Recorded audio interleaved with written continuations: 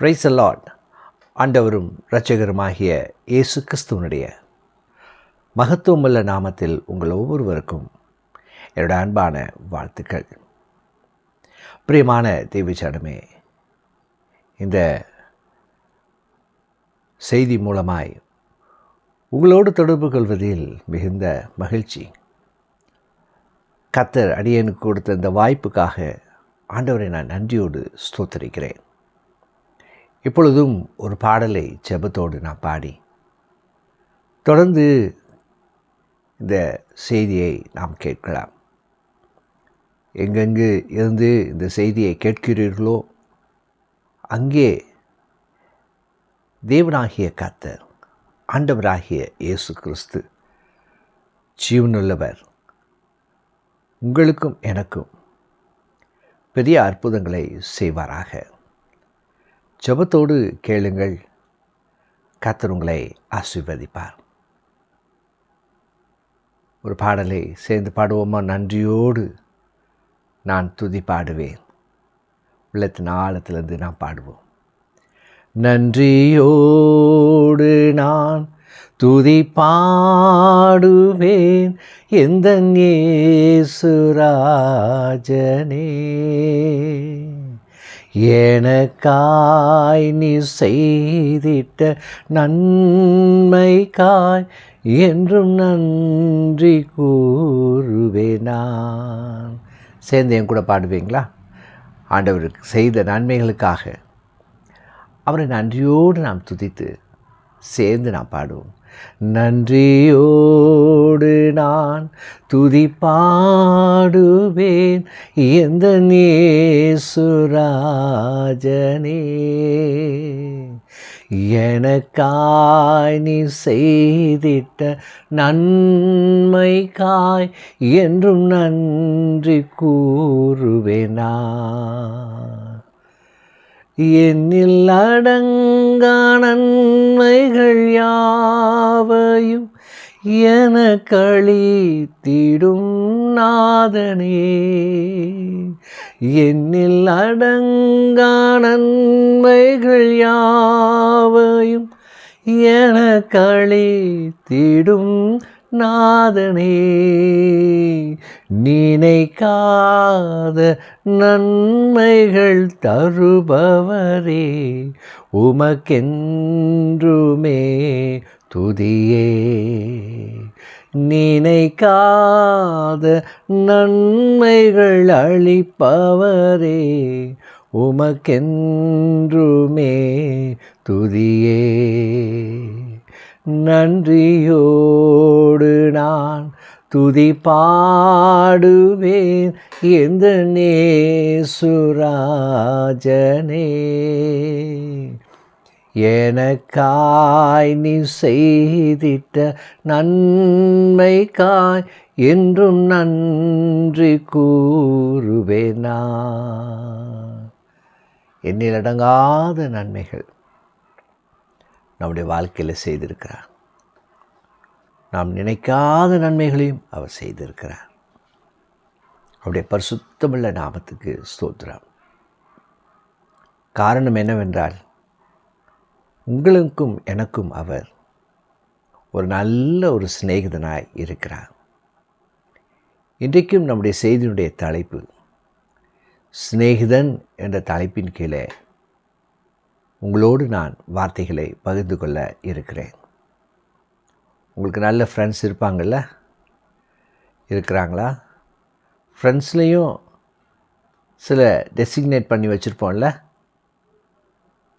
Dear friend, just friend, colleague அப்படின்னு வச்சுருப்போம். ஆனால் சாதாரணமாக இருக்க நண்பர்களுக்கும் டியர் ஃப்ரெண்டுக்கும் இருக்கிற டிஃப்ரென்ஸ் நிறையா இல்லையா? எல்லாரிடத்துலையும் எல்லாத்தையும் நம்ம பகிர்ந்து கொள்ள மாட்டோம்.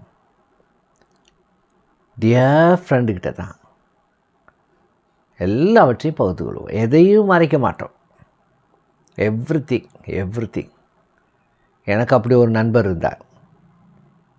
பல வருடங்கள் நண்பர், இன்றைக்கும் நண்பராக இருக்கிறார். நாங்கள் இருவரும் பல காரியங்களை நாங்கள் பேசிக்கொள்வோம்.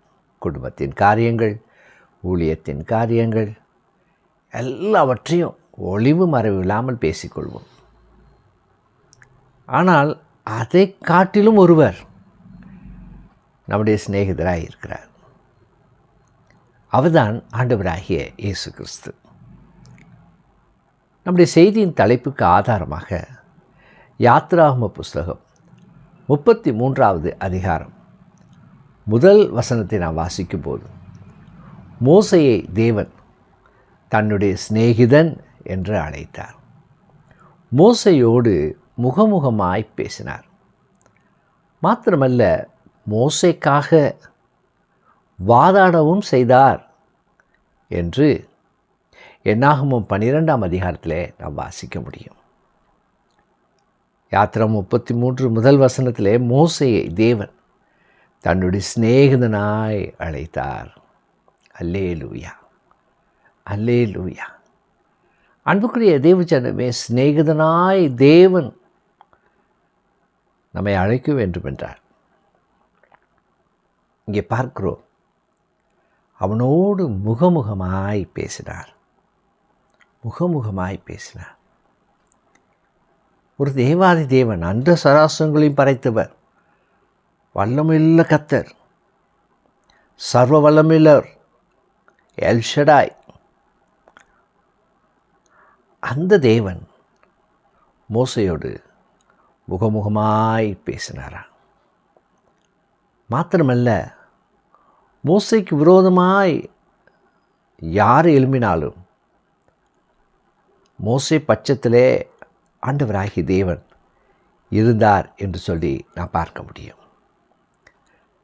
ஏசாயா 41 8வது வசனத்தில் நான் வாசிக்கும்போது, என் தாசனாகிய இஸ்ரவேலே, நான் தெரிந்து கொண்ட யாக்கோபே, என் சிநேகிதனாகிய ஆபிரகாமின் சந்ததியே என்று இங்கே யாக்கோபை அழைக்கிறதை பார்க்கிறோம். இஸ்ரவேலை அழைக்கிறதை பார்க்கிறோம். ஆபிரகாமை தன் சிநேகிதனாக தேவன் அழைத்தார். தன்னுடைய மனதில் இருந்த அத்தனை காரியத்தையும் ஆபிரகாமிடத்தில் சொன்னார், முகமுகமாய் பேசினார் என்று சொல்லி நாம் வேதாகமத்திலே பார்க்க முடியும். என் தாசனாகிய இஸ்ரவேலே, நான் தெரிந்து கொண்ட யாக்கோபே, என் சிநேகிதனாகிய ஆபிரகாமின் சந்ததியே. பாருங்கள், எந்த அளவுக்கு ஆபிரகாமை ஆண்டவராகிய தேவன் நேசித்திருப்பார் என்று சொல்லி. அந்த அளவுக்கு ஆண்டவர் எல்லாவற்றையும் ஆபிரகாமிடத்தில் பேசுகிறார். 400 ஆண்டுகளுக்கு பிறகு நடக்கப் போகிற காரியத்தை அங்கே ஆபிரகாமிடத்தில் ஆண்டவர் சொல்லுகிறார். இந்த ஜனங்கள் எப்படியெல்லாம் இருப்பார்கள், இவர்களை குறித்த காரியம், ஆபிரகாமுடைய சகோதரனை குறித்த காரியம், எல்லாவற்றையும் ஒன்று விடாமல் என் தாசனாகிய என் சிநேகிதனாகிய ஆபிரகாமுக்கு இவைகளை மறப்பேனோ என்று சொல்லி அங்கே பேசுகிறதை பார்க்கிறோம். பிரியமான தேவச்சரமே, யோவான் நற்செய்தி நூல் 11வது அதிகாரம் 11வது வசனத்தை நாம் வாசித்து பார்க்கும்போது, அங்கே ஆண்டவராகிய இயேசு கிறிஸ்து லாசருவை தன் சிநேகிதன் என்று அழைக்கின்றதை பார்க்கிறோம். ஆண்டவராகிய இயேசு கிறிஸ்துனுடைய சிநேகிதன் என்று அழைக்கப்பட்ட லாசர், அவன் மரித்த போது அவர் துக்கப்பட்டார் என்று சொல்லி பார்க்கிறோம். துக்கப்பட்டார். அன்புக்குரிய தேவச்சனமே, இவர்கள் எல்லாம் ஆண்டவருக்கு சிநேகிதராக இருந்தார்கள். தானியேலை குறித்து வேதத்தில் எழுதப்பட்டிருக்கிறது, நீ எனக்கு மிகவும் பிரியமானவன், நீ எனக்கு மிகவும் பிரியவன். யார் பிரியமாக இருக்க முடியும்?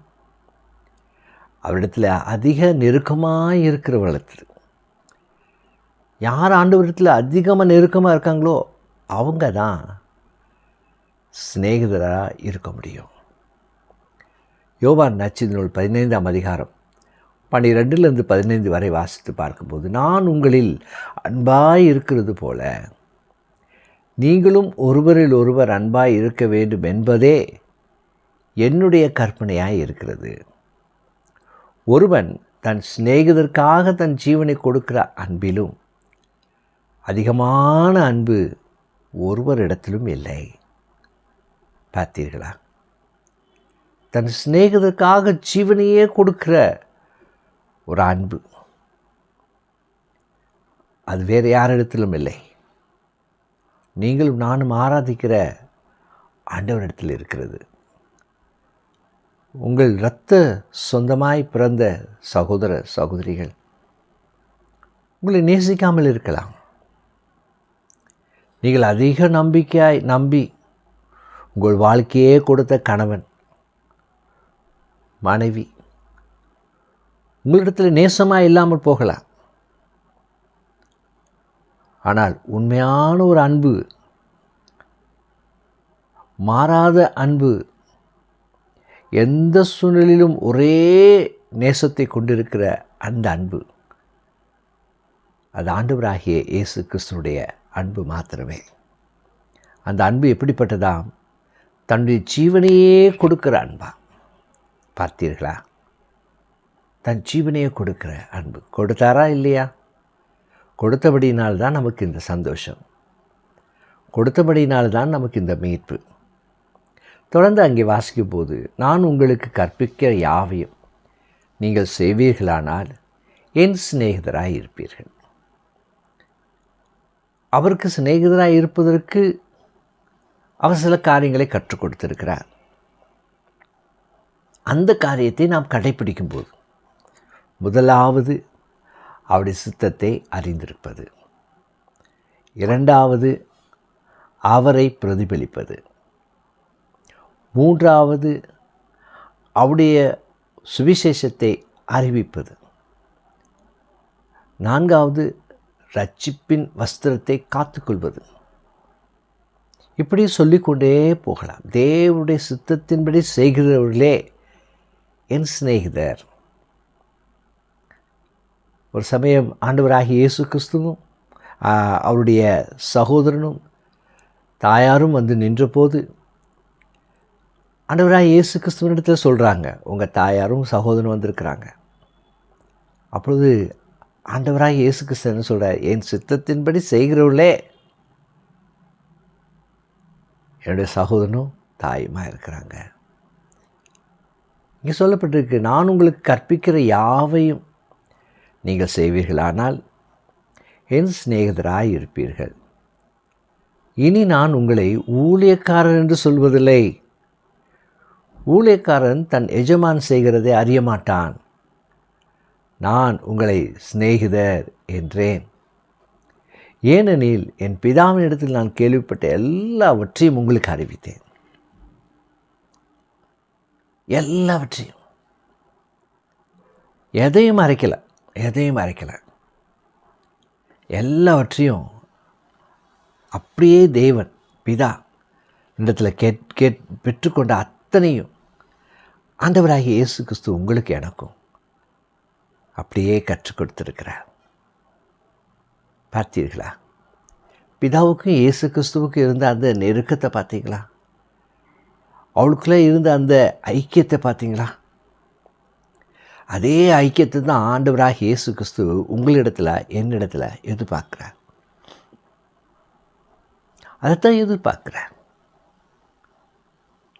நான் சொன்ன கற்பனைகளை அப்படியே கைப்பிடிக்கிறவன் என் சிநேகிதராக இருப்பாங்க. என் சிநேகிதராக, ஆண்டவர் சிநேகிதராக நீங்களும் நானும் மாறிட்டான்னா போதும், அவர் உங்களுக்காக எனக்காக யுத்தம் பண்ணுவார். உங்களுக்காய் எனக்காய் பரிந்து பேசுவார். நமக்கு முன்பாக பாதைகளை செவ்வைப்படுத்துவார். சகலவற்றையும் அவர் செய்வார். அடைக்கப்பட்ட கதவுகள் திறக்கப்படும். பாதாளத்தில் அந்தரங்கத்தில் இருக்கிற பொக்கிஷங்களை தேவன் கொடுப்பார். அல்லேலூயா, அல்லேலூயா, அல்லேலூயா. தாவீதும் யோனத்தானும் மிக நெருங்கிய சிநேகிதராயிருந்தார்கள். ஆனால் யோனத்தானுக்கு ஒரு எதிர்பார்ப்பு இருந்தது. ஒருவேளை என் தகப்பனும் நானும் பிரிந்து விட்டான்,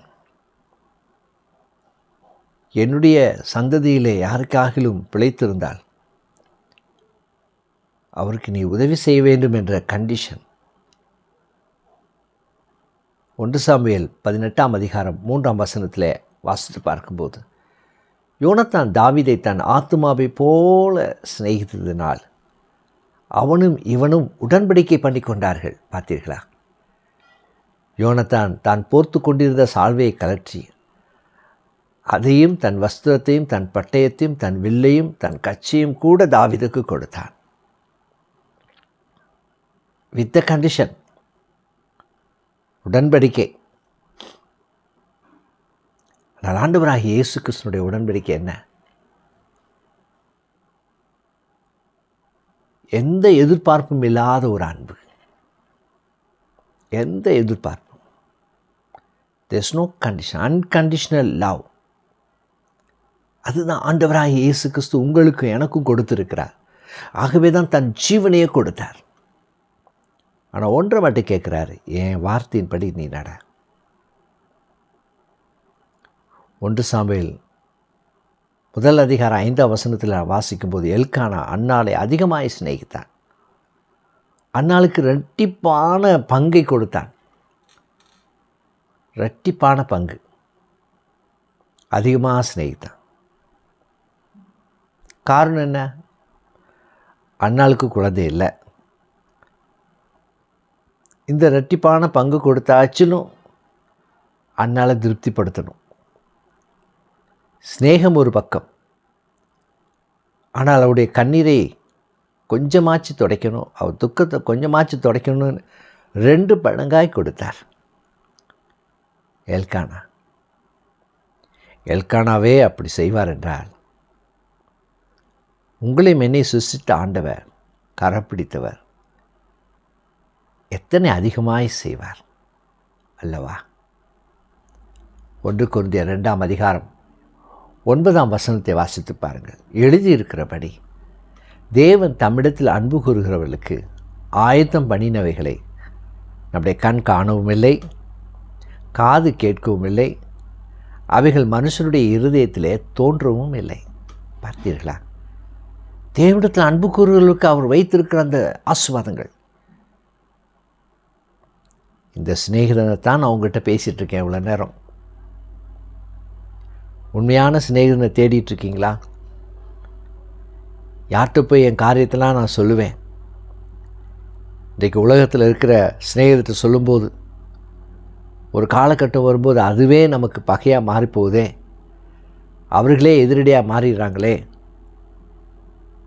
ஆனால் நம்முடைய ஆண்டவர், அவர் எந்த எதிர்பார்ப்பும் இல்லாமல் நம்மை நேசிக்கிற தேவன். மாத்திரமல்ல, அங்கே சொல்லப்பட்டிருக்கிறது, அவரிடத்தில் அன்பு கூறுவர்களுக்கு அவர் வைத்திருக்கிறதான அந்த ஆசீர்வாதங்கள், அந்த கிருபைகள் ஒருவருடைய கண் காணவும் இல்லையாம், காது கேட்கவும் இல்லையாம், இருதயத்தில் தோன்றவே இல்லையாம். பார்த்தீர்களா? திருடன் திருடவும் கொல்லவும் அழிக்கவுமே வருகிறானே அன்றி வேறொன்றுக்கும் வரான். நானோ அவைகளுக்கு ஜீவன் உண்டாயிருக்கவும் பரிபூர்ணப்படவும் வந்தேன் என்று ஆண்டவராகிய இயேசு கிறிஸ்து சொல்கிறார். இன்றைக்கு உங்களுடைய சிநேகிதர் யார்? யாரை அதிகமாக நீங்கள் சிநேகிக்கிறீர்கள்? ஒருவேளை நீங்கள் வைத்திருக்கிற பணத்தையா, அல்லது நீங்கள் வைத்திருக்கிற சொத்துக்களையா, அல்லது நீங்கள் வகிக்கிற பதவியையா? எதை அதிகமாக நேசிக்கிறீர்கள்? எது உங்கள் சிநேகமாக இருக்கிறது? உங்களை சிநேகிக்க ஒருவர் இருக்கிறார். அவர் உங்கள் அருகில் இருக்கிறார். அவர் இன்றைக்கும் அவர் சொல்கிறார், உன்னை நான் என் ஊழியக்காரன் சொல்லலை, என் சிநேகிதரானா உன்னை கூப்பிட்றேன். அன்புக்குரிய தேவஜனமே, இந்த காலவெளியில் இந்த எந்த நேரத்தில் நீங்கள் அந்த செய்தியை கேட்டுட்ருக்கீங்களோ எனக்கு தெரியாது. ஒரு யூடியூப்லேருந்து நீங்கள் கேட்கலாம். நீங்கள் யாராக இருந்தாலும் சரி, உங்களை நேசிக்கிற ஒரு தேவன் இருக்கிறார். ஒரு தெய்வம் இருக்கிறது. அவருடைய பெயர் ஆண்டவராகிய இயேசு கிறிஸ்து. அவரை நேசித்து பாருங்க. யோபிலே சொல்லப்படுகிற வாங்க பழகி பாருங்க. இயேசப்பாவை அறிந்து கொள்ளுங்க. அவர் உங்கள் சிநேகிதராக இருக்க விரும்புகிறார். உங்கள் சிநேகிதராக இருக்க விரும்புகிறார். ஆகவே தான் அவர் சொல்கிறார், வருத்தப்பட்டு பாரம் சுமக்கிறவர்களே நீங்கள் எல்லாம் வாங்க, எல்லாவற்றையும் என் பாதத்தில் இறக்கி வைங்கன்னு சொல்கிறேன். விட்டு விடுங்க, நான் பார்த்துக்கிறேன். அதை தான் யாத்திராகமத்தில் சொல்கிறார். நீங்கள் அமர்ந்திருந்து நானே தேவன் என்று அறிந்து கொள்ளுங்கள். You calm and quiet. தேவ சமூகத்தில் அமைதியாக உங்கள் பிரச்சனையெல்லாம் அவர் சமூகத்தில் வைத்துட்டு அமைதியாக இருங்க. கர்த்தர் உங்களுக்காக யுத்தம் பண்ணுவார். இன்றைக்கு காண்கிற எகிப்தியனை இனி காண்பதில்லை அப்படின்னு ஆண்டவர் சொல்கிறார். அன்புக்குரிய தேவச்சனமே, இந்த செய்தி மூலமாய் கர்த்தர் உங்களோடு இணைப்பட விரும்புகிறார். அவர் உங்களை நேசிக்கிற தெய்வம். திருடன் திருடவும் கொல்லவும் அழிக்கவும் வருகிறான். ஆனால் ஆண்டவராக இயேசு கிறிஸ்துவோ உங்களை அன்னி தன்னுடைய சிநேகிதராக ஏற்றுக்கொண்டு அழிந்து போய் கொண்டிருக்கிற நம்முடைய சூழ்நிலையெல்லாம் மாற்றி, இருளாக இருக்கிற எல்லாவற்றையும் மாற்றி அவர் வெளிச்சம் கொடுக்கும்படியாக வந்திருக்கிறார். அதைத்தான் ஏசாயா தீர்க்கதரிசன புஸ்தகத்தில் நாம் வாசிக்கிறோம். இதோ மரண இருளின் தேசத்தில் இருந்தவர்கள் மேலே வெளிச்சம் உதித்தது என்று சொல்லி. இன்றைக்கு அநேகர் தங்களுக்கான ஒரு இடம் இல்லாமல், அதாவது தங்கள் பாரங்களை இறக்கி வைப்பதற்கான எந்த இடம் என்று தெரியாமல் பல இடத்திலே போய் மாட்டிக்கொள்கிறார்கள். இது கடைசி காலம். தீமோத்தேயுவில் நான் வாசிக்கிறோம், மேலும் கொடிய காலங்கள் வரும் என்று அறிவாயாக. மனுஷர் தற்பிரியராக இருப்பாங்க, பணப்பிரியராக இருப்பாங்க, செல்ஃபிஷாக இருப்பாங்க. இன்றைக்கி செல்ஃபிஷாக இருக்கிற எத்தனையோ நண்பர்கள் மாறி போகிறாங்க. டியர் ஃப்ரெண்டு போல் இருந்து கொண்டே குடும்பத்துக்கு துரோகம் பண்ணுறாங்க, நண்பனுக்கு துரோகம் பண்ணுறாங்க. ஆனால் உண்மை நண்பர் ஒருவர் இருக்கிறாருங்க. அவர் சொல்கிறாரு, I call you my dear friend. நான் உன்னை என்னோட சிநேகிதனை அழைக்கிறேன்னு சொல்கிறார். எத்தனை பேர் இன்றைக்கி அந்த நல்ல சிநேகிதனை அறிந்து கொள்ள போகிறீங்க? நீங்கள் ஏற்கனவே ஆண்டவரை அறிந்தவங்களாக இருக்கலாம், ரட்சிக்கப்பட்டு இருக்கலாம், அபிஷேகம் பெற்றிருக்கலாம். ஆனால் பல நேரத்தில் நமக்கு இக்கட்டுகள் வரும்போது நாம் முதலாவது தேடுகிற நபர்கள் யார்? முதலாவது தேடுகிற நபர் யார்? சில நாளைக்கு முன்னால் என்னுடைய அலுவலகத்தில் ஒரு சின்ன கான்வர்சேஷன். அந்த கான்வர்சேஷன் என்னென்னா, ஒரு கொஸ்டின். உங்களுடைய ஃபஸ்ட்டு ப்ரையாரிட்டி இயேசு ஆண்டவராக இருந்தால் வேலை முக்கியமா, ஏசப்பா முக்கியமா? அவர்கள் டிஸ்கஸ் பண்ணி கொண்டிருந்தால் திடீரென்று நானும் போனேன். அதே கேள்வியை என்னை பார்த்து கேட்டார்கள். உங்கள் ஃபஸ்ட்டு ப்ரையாரிட்டி இயேசு கிறிஸ்து என்றால் வேலை எத்தனாவது ப்ரையாரிட்டி? என்னிடத்துலேருந்து வந்த உடனடி ஆன்சர் என்ன தெரியுமா? நீங்கள் இயேசு கிறிஸ்துவை முதல் ப்ரையாரிட்டியாக வைத்திருப்பீர்கள் என்றால் அவரை நீங்கள் வெளிப்படுத்துகிறவர்களாக இருக்க வேண்டும். காரணம், ஈஸ் எ சின்சியர் காட். நேரத்தை சரியாய் பயன்படுத்துகிறவர், எல்லாவற்றுக்கும் கணக்கு கொடுக்க வேண்டும் என்று சொல்லி அவர் சொல்லி வைத்திருக்கிறார். நீங்கள் ஆண்டவரை அதிகமாக நேசித்து அவரை முதல் இடத்தில் நீங்கள் வைப்பீர்கள் என்றால் அவரை நீங்கள் பிரதிபலிக்கிறவர்களாக இருப்பீர்கள். இஷ்டத்துக்கு வேலைக்கு வரமாட்டோம், டைமுக்கு முன்னால் இருப்போம். வேலை நேரத்தில் வேறு காரியத்தை செய்ய மாட்டோம். ஏன்னா எல்லாவற்றுக்கும் கணக்கு கொடுக்கணும். அவள் கொஞ்ச நேரம் எதுவும் பேச முடியாமல் நின்றார்கள். ஆம்பரியமான தேவச்சனமே, அவர் நம்மை சிநேகிக்கிற தேவனாய் இருக்கிறார். அவரை சிநேகிதனாய் கொண்டிருக்கிறவர்களுக்கு கிடைக்கிற ஆசீர்வாதங்களை மாத்திரம் நாம் பார்த்து ஜெபிக்கப் போகிறோம். 1 யோவான் 5:12 வாசித்து பார்த்தார். நித்திய ஜீவனை அடைவார்கள். ஆண்டவராகிய இயேசு கிறிஸ்துவை சிநேகமாய் கொண்டிருக்கிறவர்களுக்கு என்ன பாக்கியம்! அவள் நித்திய ஜீவனை அடைவார்கள். அதுக்கு தான் நம்ம ஓடிட்டுருக்குறோம். நித்திய ஜீவன். யாத்திரம் 38, 11, 14, 15 வசனங்களை வாசித்து பாருங்கள். அவரை நேசிக்கிறவர்களே அவர் வழி நடத்துவார். அல்லேலூயா, ஹல்லேலூயா. வழி நடத்தப்படுவீர்கள். அவருடைய பிரசன்னம் உங்களுக்கு முன்னால் பின்னால் இருக்கும். ஏசாயா 52:12 வாசித்து பாருங்கள். உங்கள் முன்பாகவும் பிறகாகவும் இருந்து உங்களை வழி நடத்துவார். சங்கீதம் 91 வாசித்து பாருங்கள். இடதுபுறமும் வலதுபுறமும் அவர் உங்களை சேதமின்றி பாதுகாத்து கொள்வார். நம்மை சுற்றி யோபு முதல் அதிகாரத்தில் வாசிக்கிறோம், நம்மை சுற்றி வேலி எடுத்து பாதுகாக்கிற தேவன். அவர் நம்மை வழி நடத்துவார். 3வதாக செப்பனியா 3:15-17 வரை வாசித்து பார்க்கும்போது, அவர் மேல் சிநேகம் வைத்திருக்கிறவர்கள், அவர் மேல் அன்பு கொள்ளுகிறவர்கள் பாதுகாக்கப்படுவார்கள். கர்த்தர் அவர்களுக்காக யுத்தம் பண்ணுவார். ஆதியாகமம் 41:38-42 வரை வாசித்து பார்க்கும்போது, அவர்கள் உயர்த்தப்படுவார்கள். யோசேப்பு அதிகமாய் ஆண்டவரை சிநேகித்தான், அதிகமாய் நேசித்தான், உயர்த்தப்பட்டான். எரேமியா முதல் அதிகாரம் 5-10 வாசித்து பாருங்கள். ஆண்டவரை அதிகமாய் சிநேகிக்கிறவர்கள் பயன்படுத்தப்படுவார்கள் அவருடைய பாத்திரமாக ஊழியத்திலே. அப்படி சுவிசேஷ பணிக்கென்று பயன்படுத்தப்படுவார்கள். கர்த்தரால் பயன்படுத்தப்படுவார்கள். ஆமேன், அல்லேலூயா.